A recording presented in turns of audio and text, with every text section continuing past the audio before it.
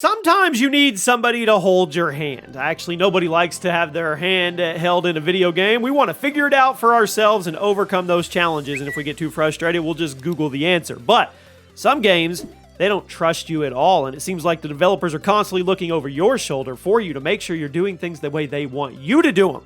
Welcome to Chaos Gaming. Today, we're going to be looking at some games that hold your hand like a baby.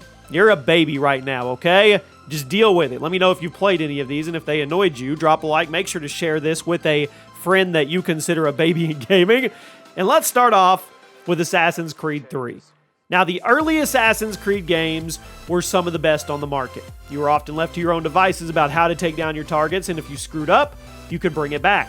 However, Assassin's Creed 3 is considered by many to be the low point in the series because it was bad. Horrible pacing, extreme hand-holding compared to the other entries. Now, aside from the absurdly long prologue, about 5 hours worth of gameplay, Assassin's Creed 3 is a lot more straightforward with what it expects from you. The pacing in general in the game is weird, and it leads to these certain gameplay mechanics being way more developed than others, and usually the more developed ones are the ones that the game keeps telling you about over and over. It's not a bad game, I guess, but it's certainly not anybody's favorite in the series. If you ask me, that can be heavily attributed to the ridiculously long prologue and the lack of player choice compared to Assassin's Creed 1 or 2. Let us grow up. Next up, Battlefront 2, the campaign. Now, the 2017 Battlefront 2 got a lot of bad press because, well, let's face it, it had a really bad business model. But you know what people never talked about? The campaign. Why didn't they talk about it? Well, it was bad. The Battlefront 2 campaign had you playing as an Imperial soldier who switches sides and fights for the rebels between the events of 6 and 7. Now, the story's pretty average, the voice acting is astonishingly bad, but what gets the game on today's list is how much it holds the player's hand. It seems like the game is constantly giving you little pop-ups so they can tell you how to get through the level easier, where the waypoints are, and the enemy AI is some of the dumbest I've ever seen, which makes the whole thing insultingly easy. The Battlefront 2 campaign requires zero agency or decision-making from the player, and it doesn't shock me at all that nobody remembers it. I mean, I know Battlefront 2 was designed as a multiplayer game first and foremost, but the single-player campaign, it treats you like a baby. Modern Warfare 2019. This may get me some heat, but am I the only one who thought the campaign for the game was a little hand-holdy? Modern Warfare's campaign was beautifully presented, okay, and extremely intense at times. And don't get me wrong, I had fun. But in terms of player choice and progression, it was pretty linear, even more so than most Call of Duty games. Throughout the game, you're presented with things that are supposed to force you to make choices, but in reality, you don't really have to do anything to pass these segments. If you don't shoot the right person, your teammates will shoot them for you. If you accidentally shoot a civilian, the game restarts from the last checkpoint as opposed to actually making you deal with your mistake. Now, there's a few hostage situations throughout the campaign that have zero impact on the way the game plays out if the hostage is done. Call of Duty games are usually very linear, but still fun. But with Modern Warfare, a lot of gamers felt that it was even more linear than normal. I mean, it's fine if that's what you're into, and we're just talking here. Number 7, Resident Evil 5. Now, RE5 isn't a super hand-holdy baby game in the traditional sense, but it's getting a spot because of how much it simplified things from RE4. If you never played RE4, what are you doing? Go play it. It had an extremely inventory-dependent game.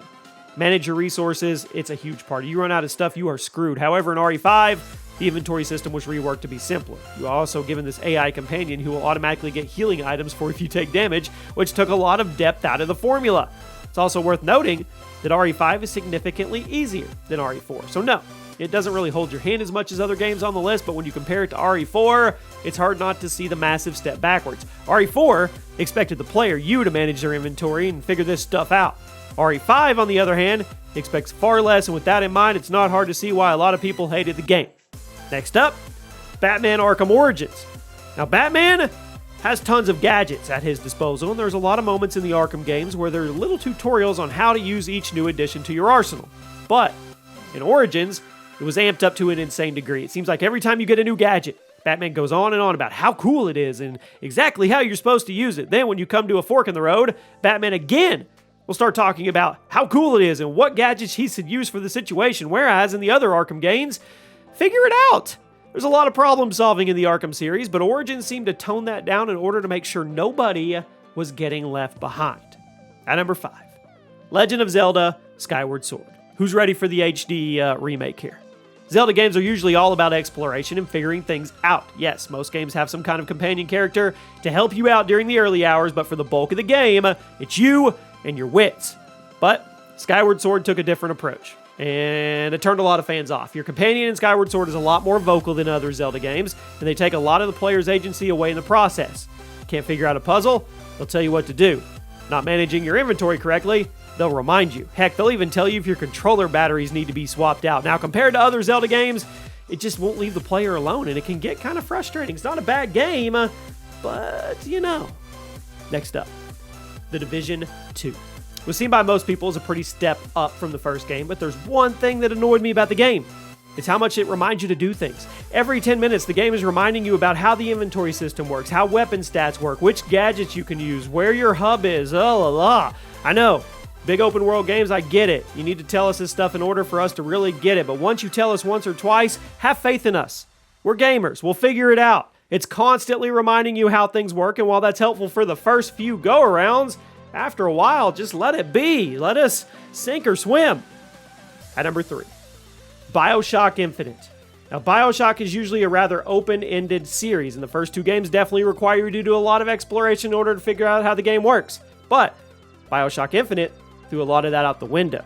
As opposed to being more horror-focused game in the series, Infinite was a more traditional modern FPS with lots of shooting and less puzzle solving. Now, compared to 1 and 2, Infinite loves to hold your hand, constantly reminding you of the controls and telling you exactly how to get through certain combat encounters. I mean, the storytelling in Infinite, it's complex, okay? Which is that's what people liked it for that reason. But it also means the developers didn't want anybody to get left behind. So they made the gameplay as easy as possible with lots of constant reminders of how to get through them. At number 2, Alone in the Dark 2008. Now, this is one of the most influential horror games of all time. It practically invented the genre as we know it. However, the 2008 reboot, it was bad. For the most part, it was generic. I mean, it really was. There were some horror elements thrown in it, but why it gets the number 2 spot today is the fact you could literally skip levels if they were too hard. I mean, do I have to explain why this is handholdy? Seriously, video games are for playing, and if you can't get past a certain puzzle, figure it out. I mean, I guess. Then again, the game was crap, so maybe it was a good thing they let you skip parts you didn't like. At number 1, Destiny 1. This is perhaps the best example of how not to do an FPS campaign. It was extremely linear, lots of characters just explaining everything to you. Characters tell you about the world. They tell you their personalities. They tell you your personality. They tell you how to kill enemies. They tell you what weapons to use. They tell you absolutely everything, and it made the game frustrating. Ever hear the phrase, "Show me, don't tell me"? The best stories are the ones where the characters and universe are established well enough that they don't have to be explained, and that is why so many people hated the Destiny 1 campaign. It also didn't help that the level design was painfully linear with tons of moments where the enemies just seemed to single file at you. Now, I'm playing a first-person shooter. I want to at least make some decisions on my own. The campaign was bad, and Destiny 2 definitely had some of the same problems, but it was a hefty improvement. If you want to talk about games that hold your hand like a baby, Destiny 1 takes the cake. And there you have it, my friends. Let me know if any of these have called you a baby. I'll see you soon.